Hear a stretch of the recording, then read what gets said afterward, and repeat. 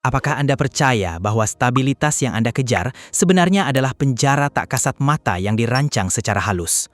Kenyataan pahitnya adalah Anda menjual aset paling berharga, yaitu waktu, untuk ditukar dengan mata uang yang terus terdevaluasi setiap hari. Dalam video ini, kita akan mengungkap dengan mudah kebenaran tentang jebakan pendapatan dan bagaimana kalangan super kaya melepaskan diri darinya menggunakan hukum ekonomi yang abadi. 1. Ilusi kemakmuran dan akuntansi mental. Untuk memahami mengapa kita semakin miskin, pertama-tama kita harus memahami bagaimana otak kita memproses mata uang secara keliru. Profesor Richard Thaler, pemenang hadiah Nobel Ekonomi, memperkenalkan konsep yang disebut akuntansi mental, mental accounting. Konsep ini menjelaskan bahwa manusia cenderung membagi uang mereka ke dalam laci psikologis yang berbeda. Anda menganggap gaji bulanan sebagai pendapatan permanen, tetapi menganggap bonus akhir tahun sebagai uang durian runtuh.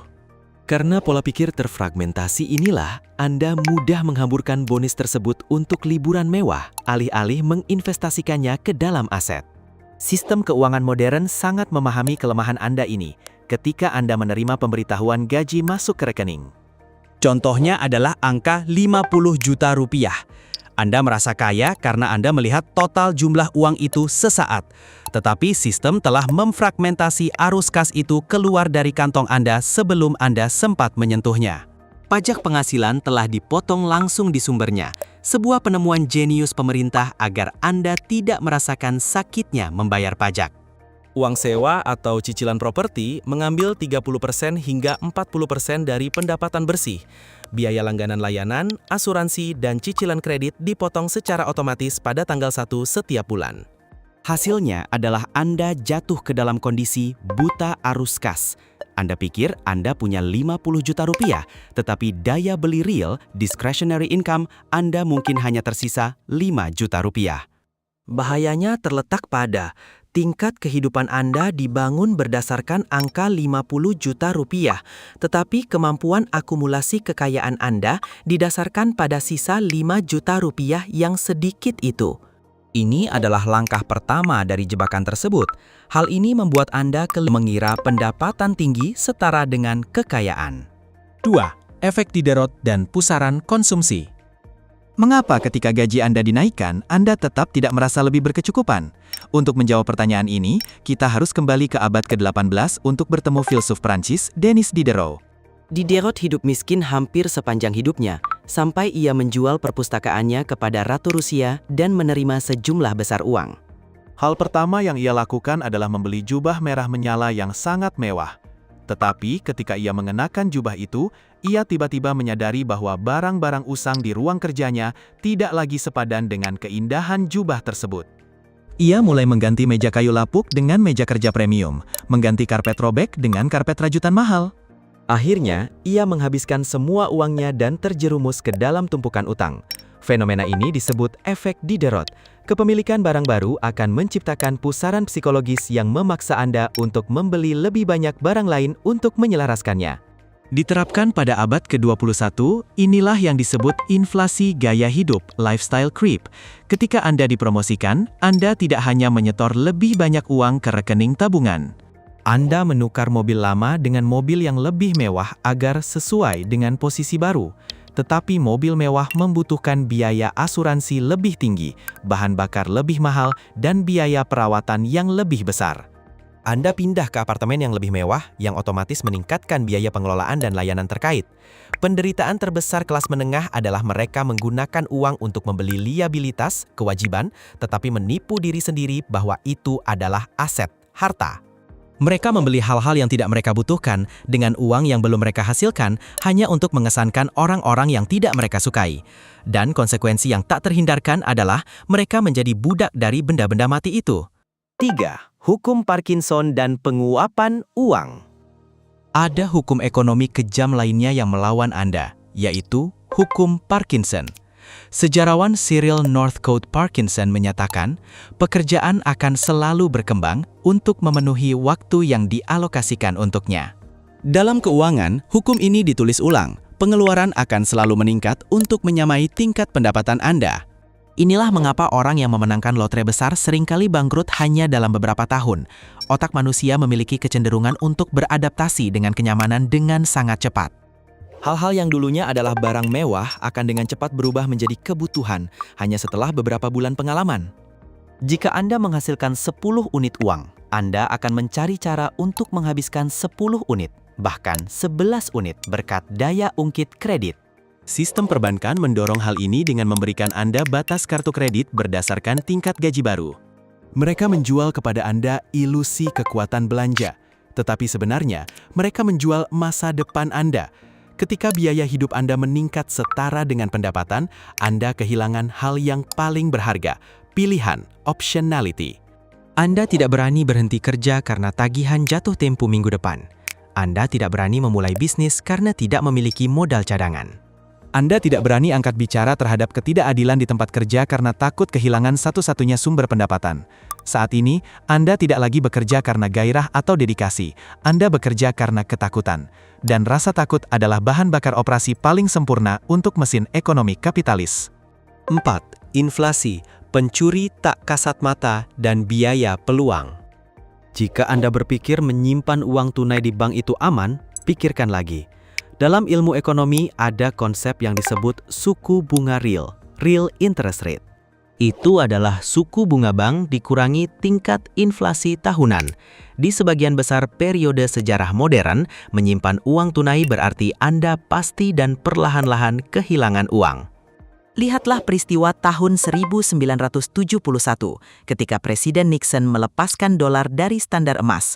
Sejak saat itu, mata uang menjadi uang fiat currency, dan bank sentral memiliki hak untuk mencetak uang tanpa batas. Setiap kali jumlah pasokan uang meningkat, nilai kerja keras Anda di masa lalu menjadi terencerkan. Disinilah konsep biaya peluang, opportunity cost, muncul. Biaya peluang untuk membeli mobil seharga $50.000 bukan hanya $50.000. Itu adalah $50.000 ditambah seluruh jumlah bunga majemuk yang dapat dihasilkan modal tersebut selama 30 tahun ke depan jika diinvestasikan dengan benar. Jika Anda menginvestasikan $50.000 ke dalam dana indeks global index fund dengan tingkat pengembalian rata-rata 8-10% per tahun.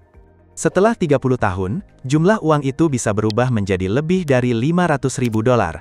Jadi, harga sesungguhnya dari mobil itu adalah $500.000 masa depan Anda. Orang miskin dan menengah hanya melihat label harga, price tag.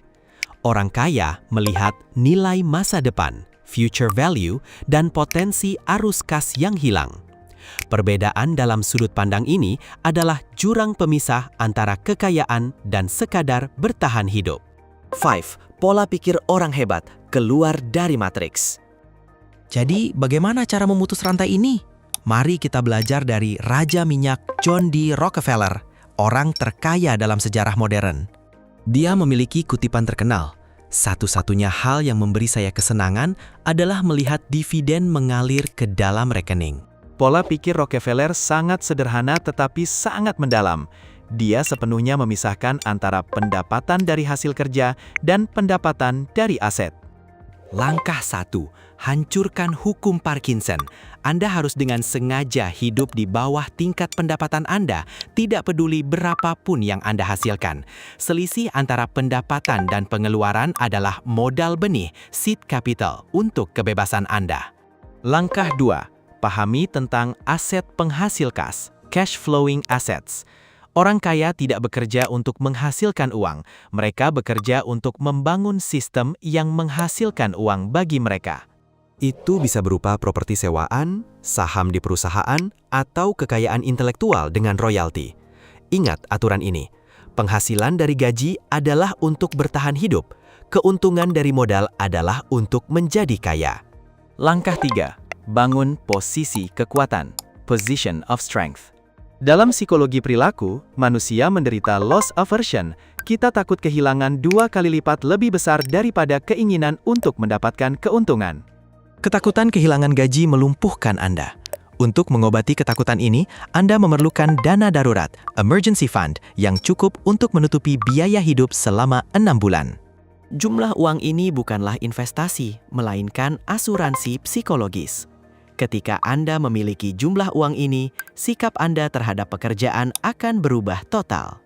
Anda memasuki ruang rapat dengan postur sebagai mitra yang setara, bukan seorang pengemis.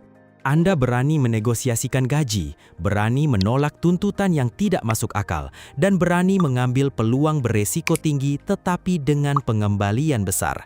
Kepercayaan diri itu adalah aset tak kasat mata terbesar yang bisa dibeli dengan uang. 6. Revolusi proaktif individu. Akhirnya, kekayaan tidak diukur dari jumlah uang yang Anda habiskan, tetapi dari jumlah waktu yang Anda kuasai. Keluar dari jebakan pendapatan tidak menuntut Anda harus sepintar Einstein atau beruntung memenangkan lotre. Itu menuntut adanya kesadaran kognitif. Anda harus menyadari bahwa uang adalah sebuah permainan, dan jika Anda tidak mempelajari aturannya, Anda akan selalu menjadi pihak yang kalah. Mulailah perubahan sejak hari ini. Berhenti membeli hal-hal untuk mengesankan orang lain. Mulailah membeli aset yang akan menghidupi Anda di masa depan. Jadikan bunga majemuk sebagai budak yang melayani Anda, alih-alih membiarkannya menjadi tuan yang menguasai Anda melalui utang. Perjalanan 1000 mil dimulai dengan satu langkah, dan langkah pertama adalah mengubah pola pikir. Jika Anda ingin terus menerima analisis mendalam tentang keuangan perilaku dan hukum ekonomi yang tersembunyi, Silahkan tekan tombol berlangganan, subscribe, dan nyalakan lonceng notifikasi. Kami tidak berjanji membuat Anda kaya dalam semalam, tetapi kami berkomitmen untuk membekali Anda dengan IQ finansial agar dapat menguasai nasib Anda sendiri. Sampai jumpa di sisi lain kebebasan finansial dalam video berikutnya.